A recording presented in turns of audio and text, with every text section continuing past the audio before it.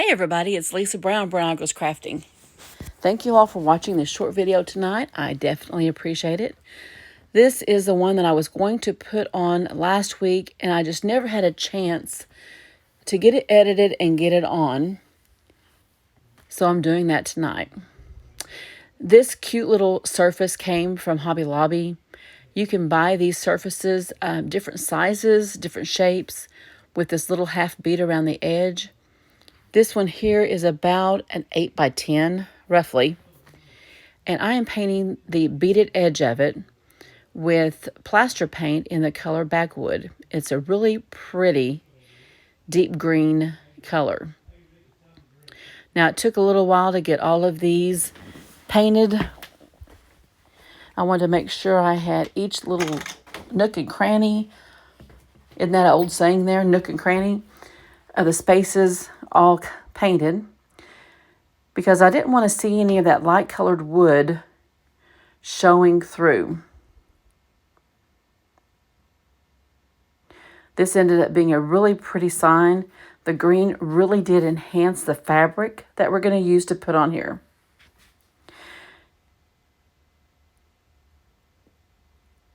We're going to put a coat of graphite charcoal from Miss Lillian's No Wax Chalk Paint around the edge. There was a lot of green and a lot of gray on the fabric, and I thought these would blend in really well and make it cute. Now, if you get a little bit of paint on the outside frame, you could either take a diaper wipe and wipe it off, or if your paint's going to be a little bit darker, you could just paint over it. Now, if it's white, you may want to put a couple coats over it. But we're almost done painting out those beads. And let me tell you, that was a job. I think I found a couple places that might need it a little bit more. We're going to give this a good dry because we don't want to mix our paints.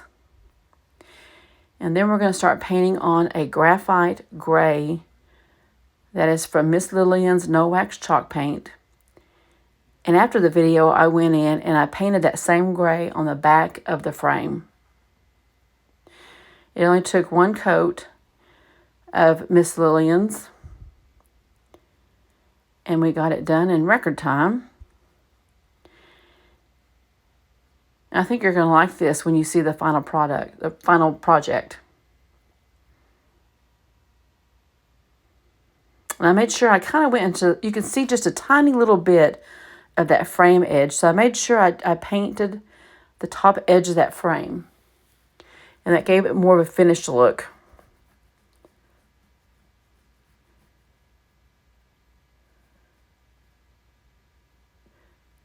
This frame took the paint really well. And any of these surfaces that you get from Hobby Lobby back in the wood section, you can always find them on sale every other week for like 40% off. I think I ended up paying like $4.99 for this frame, which is really a good price because it's a really cute frame.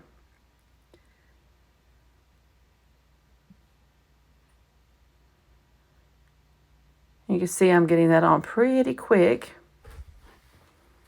I could have sped this up a little bit more, but I think it's fine the way it is. And we're just about done.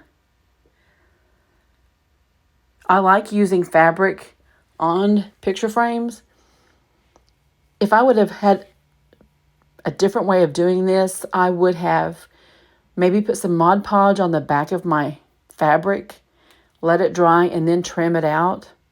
That way the hairs of the fabric wasn't an issue. I had a little bit of an issue with this one because I didn't do that. And if we would have put the Mod Podge on the back of it, we could have let it dry and we could have ironed it on and adhered it to the board. We gave this a good dry so we wouldn't get the paint on our fabric. And you can see I could tell I missed a few spots here and there.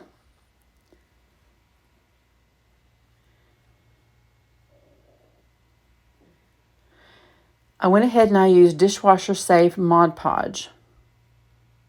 That was what I had handy there. You could use school glue.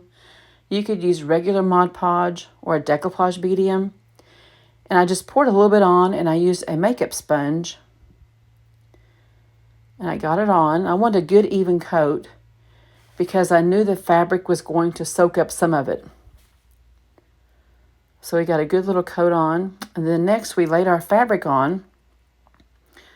Oops, I had a little bit of Mod Podge on my beads. And it took me a minute to get that thing to lay right. Now you can see how well that green and that gray goes with that print. And I used a Jenga block to kind of help smooth out my fabric. And it really worked. And we got it smoothed down with my hands. And I just kind of manipulated the fabric a little bit to make sure it stretched really good. And I ended up having to cut off a teeny tiny sliver on one side, about 1/8 of an inch. Then I used one of the makeup tools that you can get at Dollar Tree. And I gently pushed in each side of the fabric into the little area between the board and the beads. I think this turned out to be a really cute project. You guys know I love my chickens. Now this ended up being a scrap, and I probably had maybe 2 18-inch strips out of this. And this is the last little bit. But you can look there and see how well that turned out. And I think it is going to be a cute addition to my kitchen wall with my other chickens. Thank you guys for watching. Bye-bye.